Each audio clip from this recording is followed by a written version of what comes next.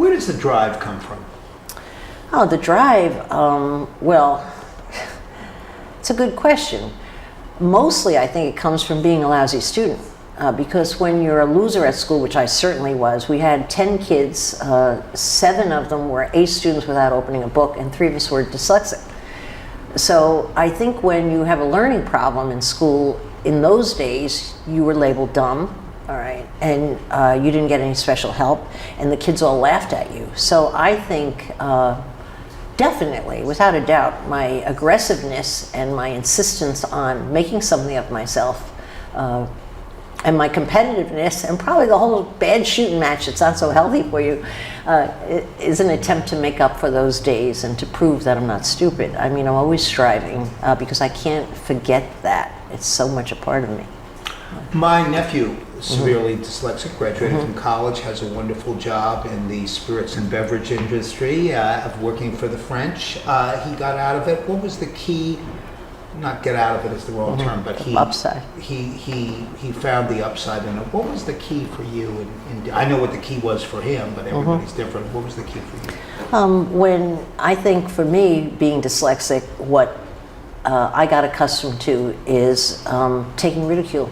Not a bad trait to have through the rest of life. You could take a lot of hits, and you're kind of used to it. You've had that injury early, you know.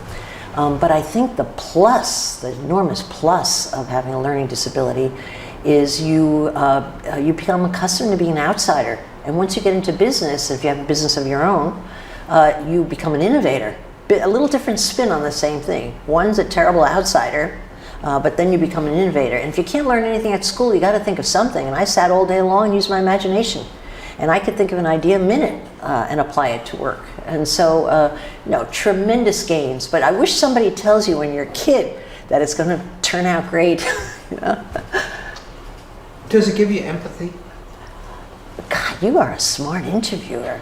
I should have mentioned that first. Once you're in the position of someone speaking down to you or making fun of you or any of that negative category as a child, you can never look down or talk down to anyone for the rest of your life. You can walk in anyone's shoes. You can feel the pain a mile away. I used to walk into my sales area of 80 brokers in a pit and walk right up to one broker, put my hand on their shoulder and say, "How are you doing today?" I could feel her from a mile away. She was having a problem. And that's empathy. I have empathy in spades. And boy, is that a useful card in life, to be able to walk in the next guy's shoes. Yeah. In fact, sometimes I have a hard time remembering my own shoes. I'm so good at getting into those other shoes, you know. Let's talk about how you use that with these businesses that you follow on Shark Tank. How does empathy, how do those skills we've been talking about that you developed help these young entrepreneurs? Well, it helps me initially in picking them out. I see all these businesses. We've had 9 years of Shark Tank pitches. And so it helps me judge the person because I could feel their authenticity no matter what they're saying. I could sense when they might be hiding something or lying.